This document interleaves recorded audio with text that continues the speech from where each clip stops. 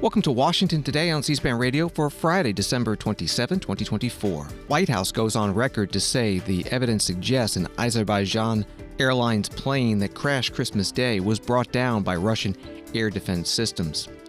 And the Biden administration has said a ninth telecommunications company has become victim of a cyber hacking operation linked to China.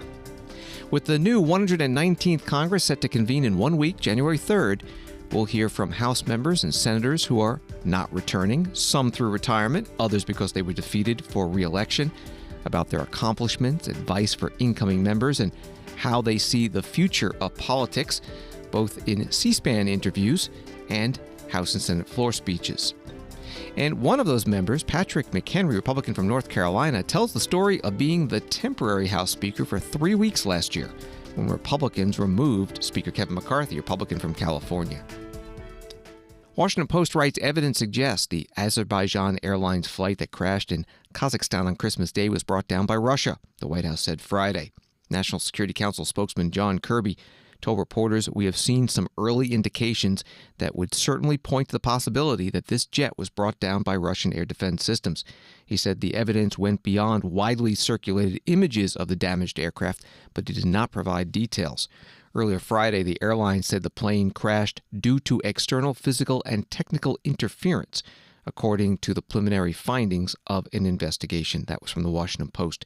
John Kirby spoke in a teleconference. He was also asked about Russian President Vladimir Putin's latest suggestions of a way to end the war with Ukraine. I wanted to ask about comments overnight from President Putin seeming to signal openness to peace talks in Slovakia. The prime minister had just been in the Kremlin and reiterated and made that offer to the Russians. What does the U.S. think of that possibility? And secondly, if I can ask as well, I'm wondering if you can weigh in any more on how the U.S. assesses the possibility of Russia having downed that Azerbaijan jet. Obviously, we have had a statement yesterday, but how if there's anything more you can say about how the U.S. came to that assessment.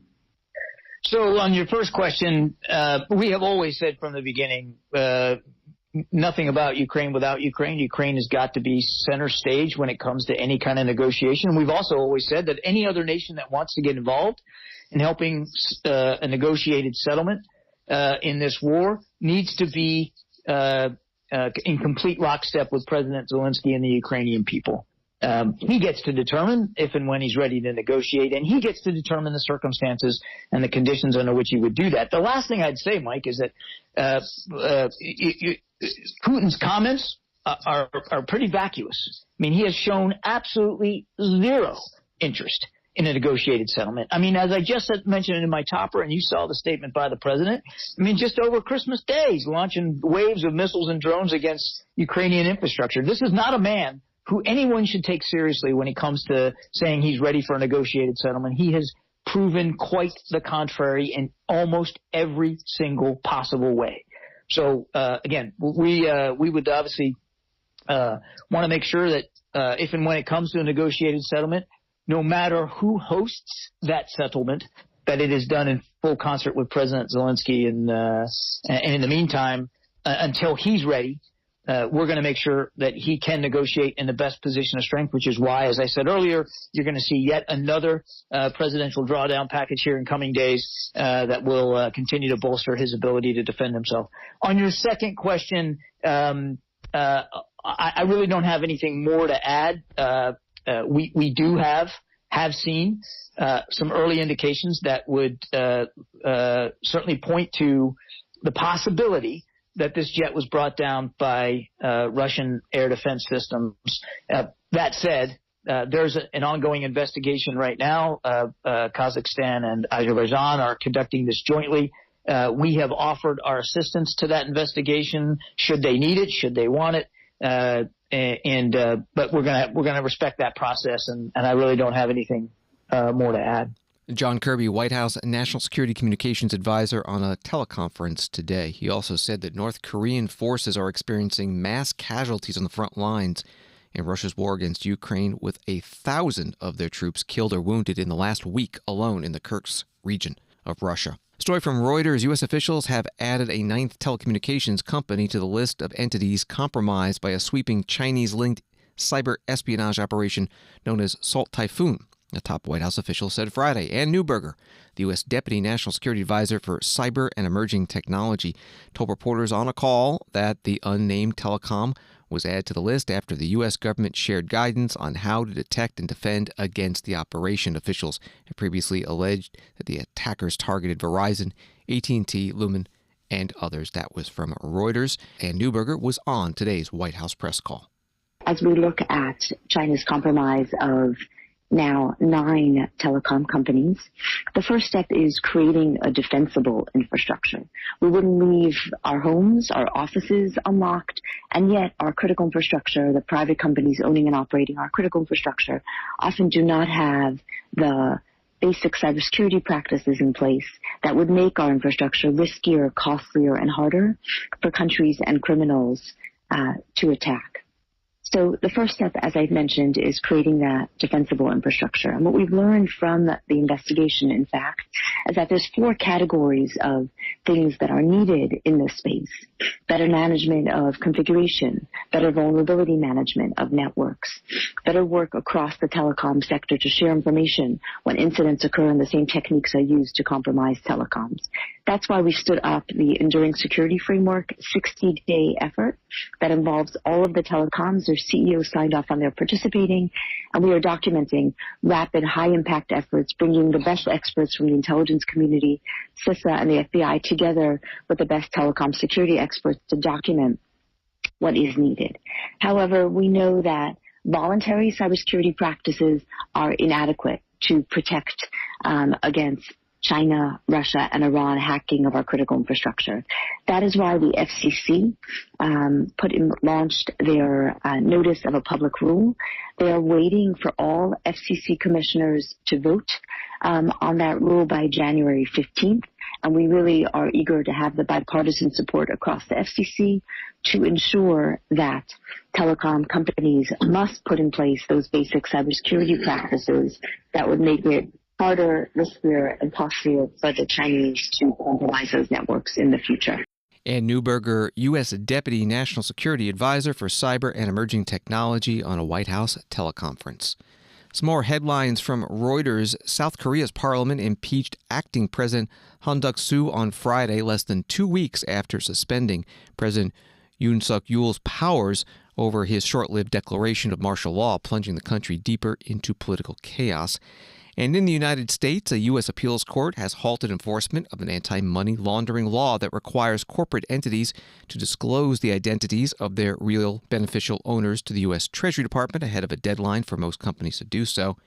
And there was a record 18% rise in homelessness in the U.S. in the last year, driven by factors like unaffordable housing, high inflation, systemic racism, natural disasters, and rising immigration, the U.S. Department of Housing and Urban Development said. Those stories from Reuters. Wall Street today, the Dow down 333, NASDAQ down 298, S&P down 66. When the 119th Congress opens in 1 week on January 3rd, there will be 12 new senators out of the 100, 6 Republicans and 6 Democrats, and 63 new House members out of the 435. 30 Republicans and 33 Democrats. Many of the people that they are replacing in those seats gave farewell speeches on the House and Senate floor, and C-SPAN interviewed a dozen of them. We have all those videos at cspan.org, our video library. Congresswoman Kathy McMorris-Rodgers, Democrat of Washington State, whose district is in the eastern part of the state, including Spokane, is retiring after 20 years in Congress. She chairs the Energy and Commerce Committee, and C-SPAN asked her about the incoming Republican-controlled House, Senate, and White House. As you prepare to leave Congress, what are your thoughts on the future of the party? Well, I'm very optimistic about the future of the Republican Party, and certainly coming out of this election with the Republicans having the House and the Senate and the presidency. I reflect on when I was first elected to Congress, which that was 2004, and the Republicans had the House and the Senate and the presidency.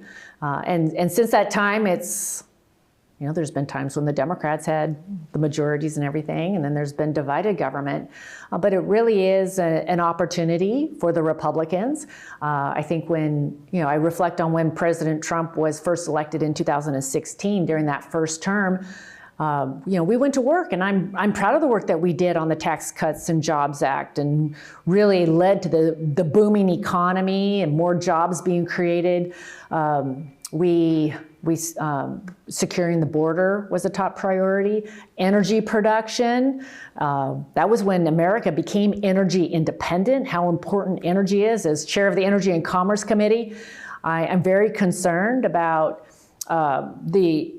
energy, and right now America has become dependent again, and we need to be meeting those energy needs. Energy is foundational to everything. It's foundational to our economy, to our lives, to our standard of living, and we need to make sure that we are meeting our energy needs. And so I'm looking forward to what the Republicans are going to be able to accomplish during this upcoming term. Congresswoman Kathy McMorris-Rodgers, Democrat of Washington State, part of a C-SPAN interview on her retirement from Congress. A recent Politico E&E article on her leaving includes this. In 2004, she was the 200th woman elected to the House of Representatives and went on from 2013 through 19 to lead the House Republican Conference. She was the first woman to serve as ranking member and chair of the Energy and Commerce Committee. Channeling this trailblazing record, McMorris-Rodgers worked for the better part of 20 years to compel her colleagues to adopt better message discipline and embrace policies that would grow the GOP tent. That from E&E News. Congresswoman Anna Eshoo, Democrat from California, is also retiring. After 32 years representing the Silicon Valley area, C-SPAN asked her about what wisdom she would pass on to those in her party staying in Washington. When you think about your party today, what do you think the future is of the Democratic Party? Where does it go from here? Well, I've been here through marvelous victories, where you feel you just want to jump so high that you could touch the ceiling, and losses are always painful. Losses are always painful. First of all, you lose colleagues, that you've worked with. You get to know them, you meet their families, and they were partners somewhere along the way with me in my work and theirs. The longer I was here, I thought I had the responsibility to help the newcomers, both Republicans and Democrats. So now this is a painful loss for the Democrats, for so many people, the deep disappointment. Especially on the part of young people. They haven't had their hearts broken before. Many of us have. I think the Democrats are going to have to do a very deep dive on the demographics. You have to, before you can accept or reject something, you have to understand it. You have to understand it. So I hope they will do that. And I think that it needs to be rather cold-blooded, so that your emotions are not driving you. But now the new administration owns everything. They'll be held responsible for everything. And the midterms are only 2 years away. So I know that there is, there's deep disappointment now. And it's a huge loss. And it's a huge loss, in my view, because of who won. What is your advice to the party, to your Democratic colleagues in the House going forward? Well, I think that it's nothing remains permanent. Nothing remains permanent. And so it's going to be up to certainly the Democratic caucus in the House, certainly in the Senate, to understand. You have to have a broad and deep understanding of, as I said, the demographics. And I think that needs to be done by talking to people that did not vote for the Democrats in 2024. What is it about us you don't like? Are you angry at us for something, and what is it? And what happened to you in your life as a result of it? Did you understand the achievements that we produced when we were in the majority? Because there are so many. Those are the questions that I would ask. Congresswoman Anna Eshoo, Democrat from California, a portion of a C-SPAN exit interview. She also gave a farewell address on the House floor a few weeks ago where she said, "One of the most memorable events for me that took place here in this chamber was the visit of Pope Francis in 2015.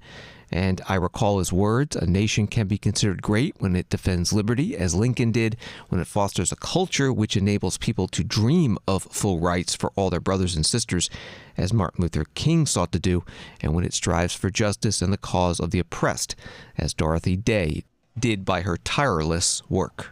Not all members of Congress who are not returning for the new Congress are doing so voluntarily.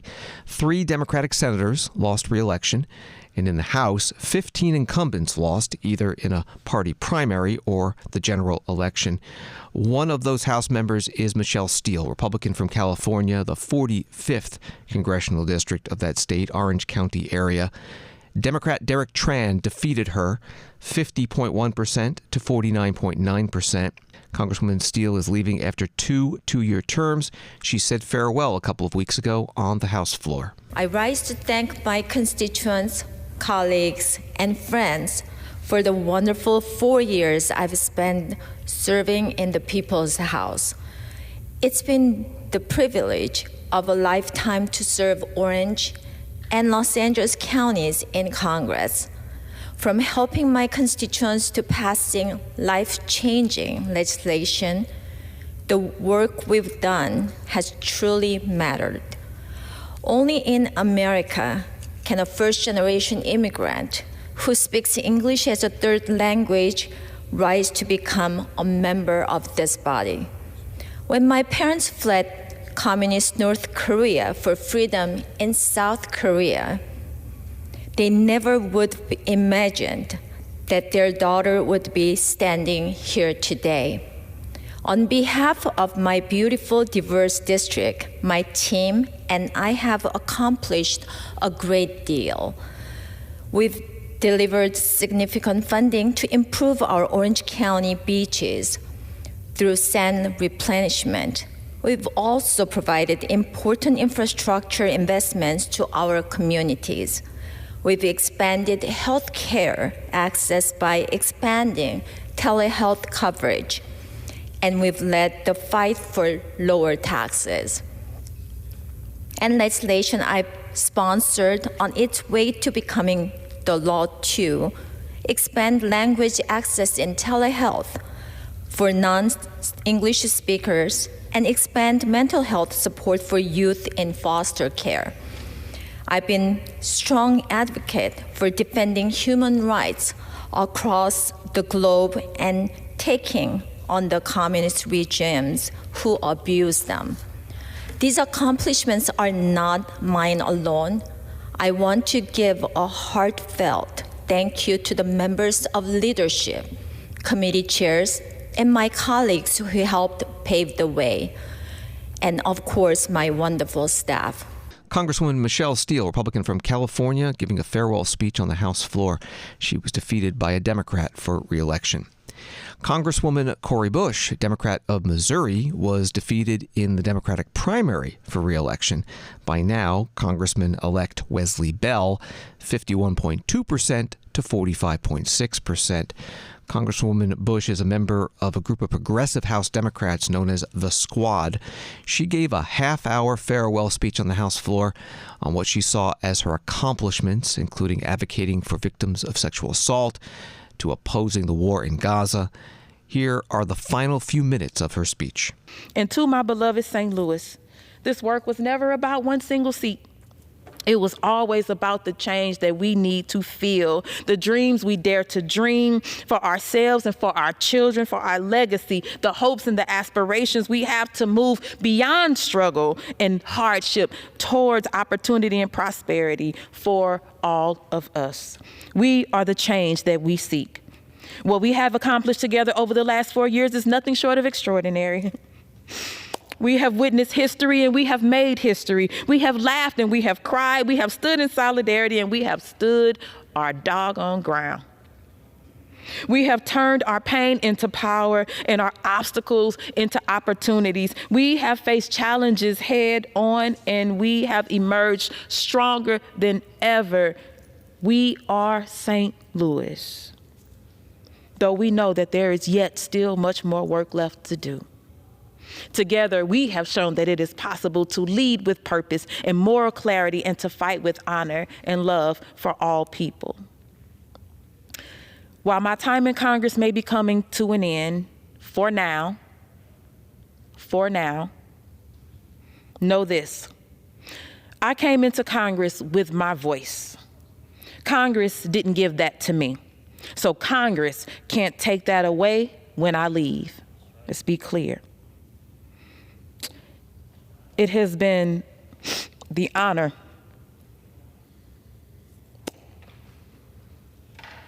of my life to be your Congresswoman, Missouri's 1st District. Mom and Dad, I know you're proud. So, from St. Louis to Gaza and everywhere beyond and in between, always remember this Congresswoman loves you and will always have your back, even if it means I lose something. So until we rise again, St. Louis, I love you. Congresswoman Cori Bush, Democrat from Missouri, giving her farewell speech on the House floor. She was defeated in a primary for re-election and will not be returning for the 119th Congress after serving 2 terms, 4 years.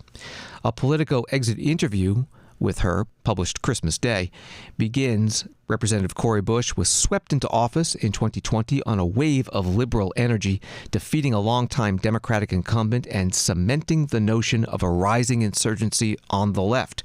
4 years later, she was defeated in her own primary, along with fellow progressive firebrand, Congressman Jamal Bowman, Democrat from New York, amid a deluge of money spent attacking her, mostly by the pro-Israel group AIPAC. And the article has a quote from Congresswoman Bush: "Democratic leadership must make the decision that this corporate money should not be able to be used in Democratic primaries, because that was the deciding factor in this race." Senator Tom Carper, Democrat of Delaware, is retiring after 24 years. C-SPAN interviewed him on how Washington could be made to work better. I always try to lead by example and set a good example of people for my colleagues and people back in Delaware and who watch what I do. I think the other thing is actually to have leaders who understand what leaders are all about. Leaders are. I have a mantra, a speech I give about leadership that would fill up the rest of this interview. But we need leaders who bring all the right qualities to the job and demonstrate that. Leaders are humble, not haughty. They have the heart of a servant. They understand their job is to serve, not be served. Leaders surround themselves with the best people they can find, and when their team does well, the leader gives the credit to the team. There used to be a Frenchman's philosopher named Camus who said that leaders are purveyors of hope, and I get up every morning hopeful, and I urge other people to do that as well. I hope it set a good example. Senator Tom Carper, Democrat of Delaware, part of a C-SPAN exit interview on his retirement from the Senate after 4 6-year terms. Senator Mike Braun, Republican from Indiana, also leaving after 1 term because he decided to run for Indiana governor, and he won. Senator Braun spoke about that decision and about an issue he sees as one of the biggest that Washington needs to tackle, the federal debt, in a farewell speech on the Senate floor. I'm also proud of sounding the alarm for what I think is our biggest issue impacting our country. To be honest, it's been like talking to the side of my barn back home. I learned what it was about to make ends meet because your tail was on the line running a small business. I'm optimistic since we do so many great things in this country, but the incentives have been so strong to go the opposite way, that hopefully we can change the direction that, in my mind, will bankrupt the country. And it's been from both sides of the aisle. It's been where we've just expected too much out of this place. We need to focus on doing a few things better. Show you the magnitude. 6 years ago, $18 trillion in debt. In 6 years, we've doubled it. We borrow $1 trillion every 6 months, and that's the interest that we pay on our debt now every 6 months as well. We actually borrow $2 trillion a year. This spending spree has had a real effect on the American people. We've got inflation, rising interest rates, and a projected debt that's going to be $56 trillion in 10 years. Any of you good at math, that gets geometrically more difficult to get out of that hole being dug that deep. I had a business, first 17 years, where the office was in a mobile home, got introduced out here, had his office in a double wide. I said it was a used single wide. That was my first and only opportunity of doing what I wanted to do.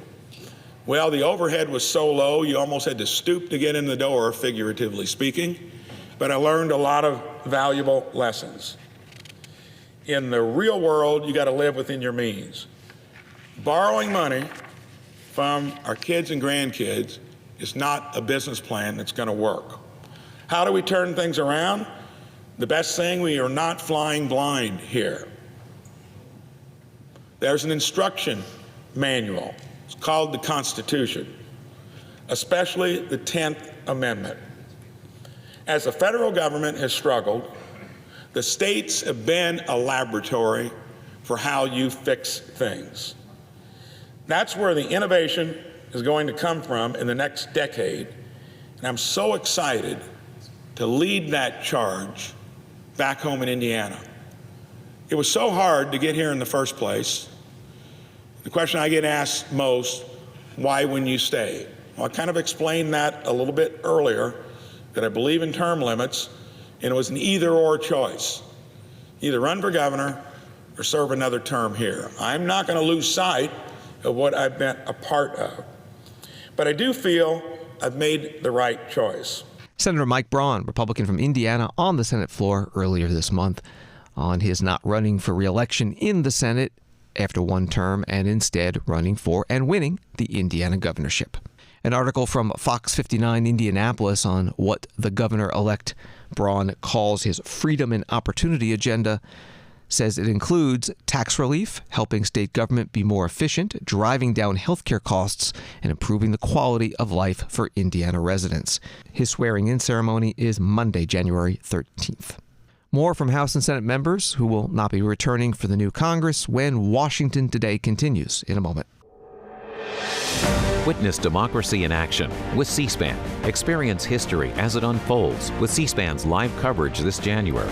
As Republicans take control of both chambers of Congress, and a new chapter begins with the swearing in of the 47th President of the United States. On Friday, January 3rd, don't miss the opening day of the 119th Congress. Watch the election of the House Speaker, the swearing in of new members of Congress and the Senate, and the first day of leadership for South Dakota's John Thune as the new Senate Majority Leader. On Monday, January 6th, live from the House chamber, witness Vice President Kamala Harris preside over the certification of the Electoral College vote, where this historic session will officially confirm Donald Trump as the winner of the 2024 presidential election. And on January 20th, tune in for our live all-day coverage of the presidential inauguration as Donald Trump takes the oath of office, becoming the 47th President of the United States. Stay with C-SPAN throughout January for comprehensive, live, unfiltered coverage of the 119th Congress and the presidential inauguration. C-SPAN. Democracy unfiltered. Created by cable.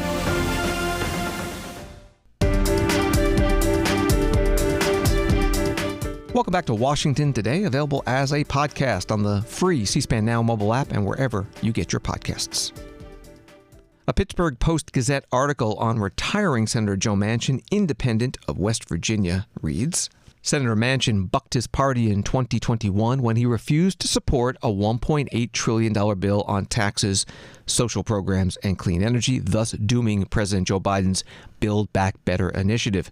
Then this month, in one of his final actions as a member of Congress, he also bucked his party and voted against the nominee that would have continued the Democratic majority on the National Labor Relations Board once both he and Mr. Biden leave office.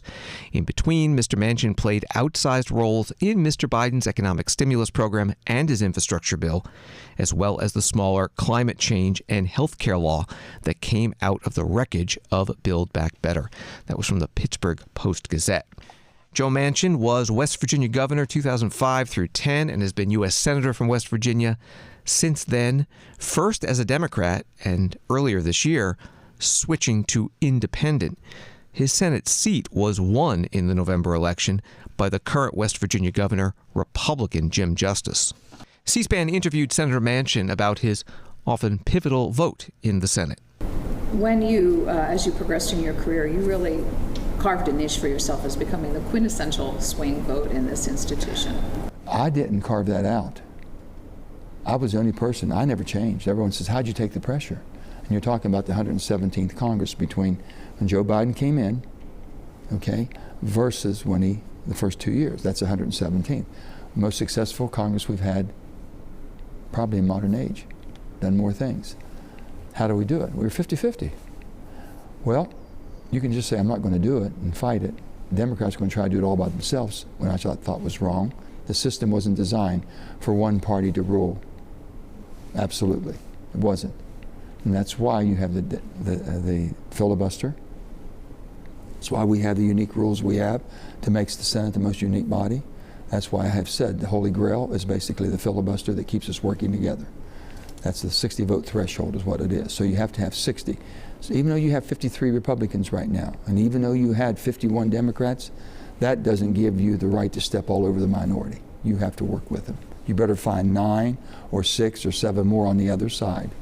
And that's how, when it's 50-50, then no one can think, I said, well, we're going to work together. So I happen to be that person who they couldn't control. That's all. But they known that.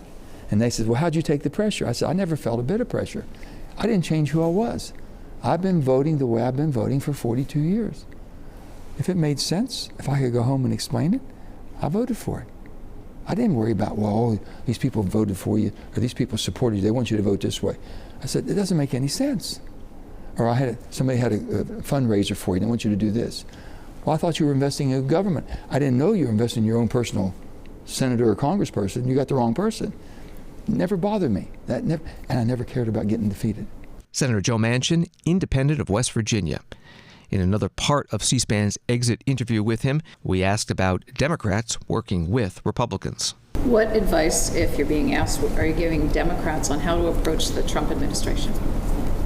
Well, I think basically what you should do is embrace any new president coming in. That's my president, whether you voted for him or not, whether you liked him or not. No matter what you have said, now the people have spoken. Do you accept our representative form of government? Do you accept this democracy we have? If you do, then do everything you can to help them be successful. But are you hearing a lot of that up here? Well, I'm not hearing a lot of anything right now because they're a little bit, still licking their wounds, if you will. But the bottom line is move on. Now, be able to speak to power, okay, respectfully. Don't be afraid. But don't do it in a way that you're antagonizing or you're coming in a real attack mode. This is wrong. That never worked. It's wrong. Well, it might not work the way you think you want it to work, but if you work with a person who's trying to change something, then see if you can get some input. And maybe you have some language you can add and some things that you've had to experience that work better, and maybe they haven't had that. And maybe they've had experience that they're using to write legislation that you've never seen before. But the border has to be secured. But you can't throw the baby out with the bathwater. We need legal immigration. And people basically are very attracted knowing Donald Trump will do something to shut the border down. Right, wrong, or indifferent, he'll make that effort. People always justify whatever they want up here. They'll tell me, well, I couldn't, and I begged them to shut the border down long time ago. And they said, well, we just can't because we'll take it to court. Well, you basically tried to wipe out all student loans, and you knew you were going to court, but you did it because you wanted to. This you must not want to. You know, it doesn't make sense. So we've got to do the things that we can that can last the test of time. Senator Joe Manchin, independent from West Virginia, interviewed by C-SPAN on his retirement from the Senate after 14 years. The Hill has an article. Outgoing Senator Joe Manchin is denouncing as misguided and disgusting President Biden's move to commute the sentences of 2 men convicted of murdering a student at Marshall University. Manchin wrote in a Thursday statement on the social platform X, after speaking to Samantha Burns' parents, I believe it is my duty to speak on their behalf and say President Biden's decision to commute the death sentences for the 2 men convicted in her brutal murder is horribly misguided and insulting. Congressman Patrick McHenry, Republican of North Carolina, is retiring after 20 years in Congress. He is chair of the Financial Services Committee, but he may be best remembered for being the temporary House Speaker for 3 weeks in October 2023, after the Republican majority ousted Speaker Kevin McCarthy, Republican of California. C-SPAN interviewed Congressman McHenry about that experience. This runs about 10 minutes. So for the first time in U.S. House history, American history, we had a speaker thrown out using the motion to vacate, which meant that it struck the Speaker pro tem, the Speaker pro tempore, acting as Speaker of the House in the absence of a Speaker until the election of the next Speaker. Well, post 9/11, we reformed the institution to say, for continuity of government purposes, the Speaker would have a list of members that would serve as Speaker if something happened to the institution. So you think of a mass casualty event, a terrorist attack, but a mass casualty event was the thought. Not a political suicide event, which is what happened in October. And so Speaker McCarthy asked me in September if I would serve as Speaker pro tem if the motion to vacate were successful. And I said yes. And so for a few weeks, I knew that was the likely outcome. But on October of 2023, I served as Speaker pro tem for 23 days. There's a lot that happened in October. The terrorist attacks in Israel. A lot of happened on the international front with national security related issues. But we also had all the eyes of the country on a broken house. And this idea that our basic system of government can't even function because of our political divide. Well, I knew for the institution, without us doing the hard work of doing what the Constitution required, which is electing the Speaker of the House, we shouldn't do anything else. And there are there's a lot of well-motivated, sincere folks that just said, we'll empower you, since you're the temporary Speaker, we'll empower you to go carry out the functions of the office. And I said no. And the reason why I said no is because I didn't think it was constitutional, number one. Number two, it would forever change the office of the speakership and make it more like the president pro tempore of the Senate. It would change the nature of the House and how the House functions and the powers of the House of Representatives. So while sincere people had sincere ideas here, I did not think it was right for those reasons. And so I said no. And then additional moments to try to empower me, I said no as well. Which led us through a really rough month for House Republicans, really rough month of great leaders of this institution being ground up by their colleagues. And that's what happened in October. And we eventually got to a very good pick, which Mike Johnson has successfully served as Speaker since then, after that grinding process for House Republicans. But that moment of restraint And that is restraint by me as an individual, I think brought stability back to the institution and has led for a better rest of the Congress. And I think those, I think the power of that moment will be seen in coming Congresses, that we actually did keep the institutional powers still here in the House. What was the impact on you? Oh, it was a tough month. My kids are fantastic. My wife and children are here in D.C., so they got to experience part of this with me. And I knew after the first night, I've rarely had sleepless nights here in my 20 years. Sleepless nights about work, about policy, about rarely. But I had a sleepless night the first night.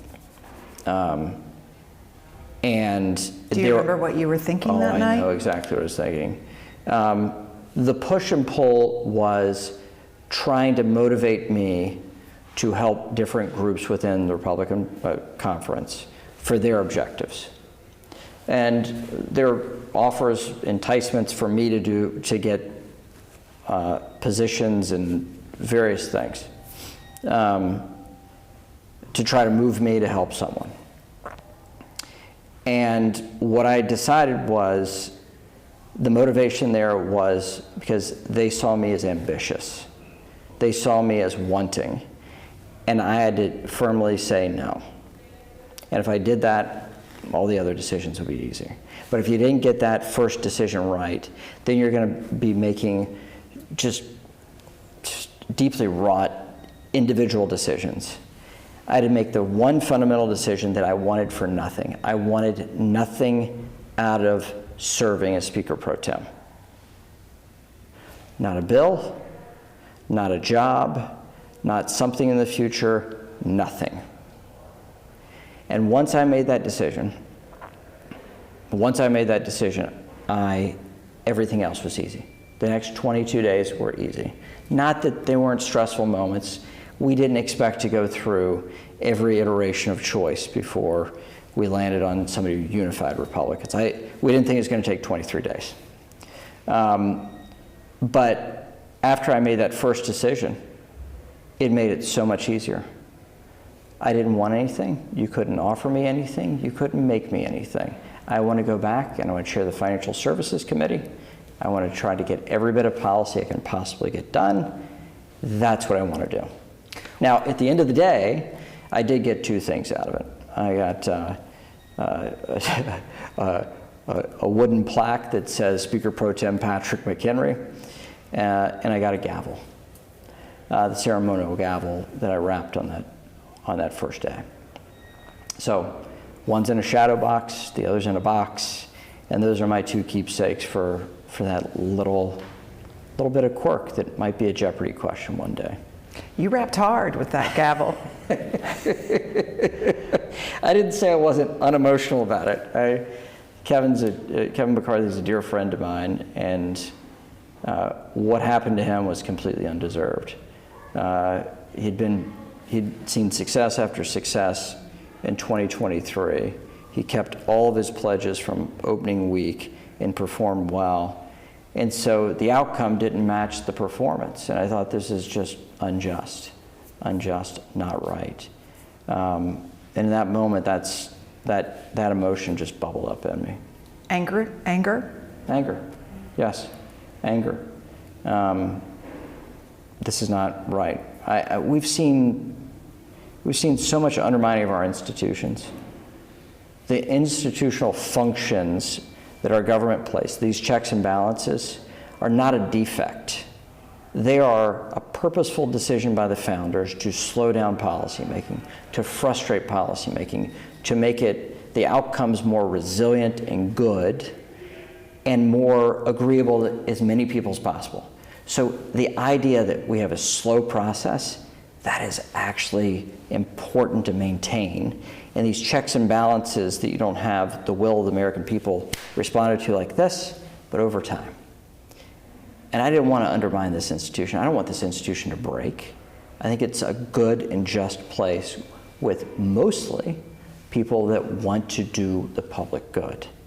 And that is exactly what the founders designed and why it's been enduring and will endure. Congressman Patrick McHenry, Republican of North Carolina, part of a C-SPAN interview on his retirement, speaking about being Speaker pro tem for 3 weeks last year. You can find the video of this interview in its entirety and a dozen or so other interviews C-SPAN did with retiring House and Senate members, Republicans, Democrats, and Independents, at our video library, cspan.org. There you can also get the farewell speeches of members on the House and Senate floors.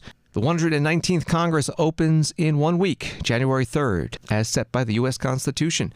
Stay with C-SPAN for complete coverage as the House meets to elect a new Speaker and swear in new members. And the Senate convenes under a new Majority Leader, John Thune, Republican of South Dakota.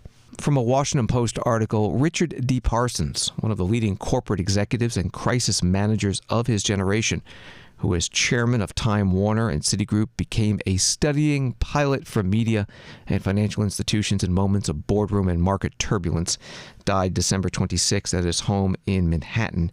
He was 76 years old. Mr. Parsons charted an impressive trajectory from his middle-class childhood in Queens to the top of his law school class in Albany, New York, to his place as one of the few African Americans in the highest echelons of U.S. business. Reporting from the Washington Post, Richard Parsons was on C-SPAN a number of times over the years. The last time was 2012 at the groundbreaking of the Smithsonian Institution's National Museum of African American History and Culture. He was a founding co-chair. And if I can be allowed just one moment of personal reflection before I turn it over to Linda, the significance of this day to me. You know, it's often said, and I've read it many times, that history is written by the winners. History is written by the winners. And to me, the reality of this museum puts an exclamation mark at the end of the sentence that after 400 years of struggle, of triumph, of tragedy, of turmoil, of turbulence, we won. Richard Parsons in 2012 from C-SPAN's video library. Richard Parsons has died at the age of 76. Congresswoman Joyce Beatty, Democrat from Ohio, posting on X, honoring Richard Parsons, a visionary leader who guided major corporations through their most challenging times with compassion and wisdom. He spoke up on social justice and inclusion, leaving a legacy of leadership, inclusivity, resilience, and excellence. Rest in power. And President-elect Donald Trump posting today on his Truth Social account, sorry to inform you that superstar attorney David Rifkin just passed away. He was a great lawyer, scholar, and defender of mine. Our hearts and prayers are with his incredible wife, Diana, and family. He will be greatly missed. David Rifkin was on C-SPAN about 40 times over the years. Thanks for listening to Washington Today. Sign up for C-SPAN's free evening newsletter word for word and get the stories making headlines in Washington sent to your inbox every day. Subscribe at cspan.org/connect. Have a good night and weekend.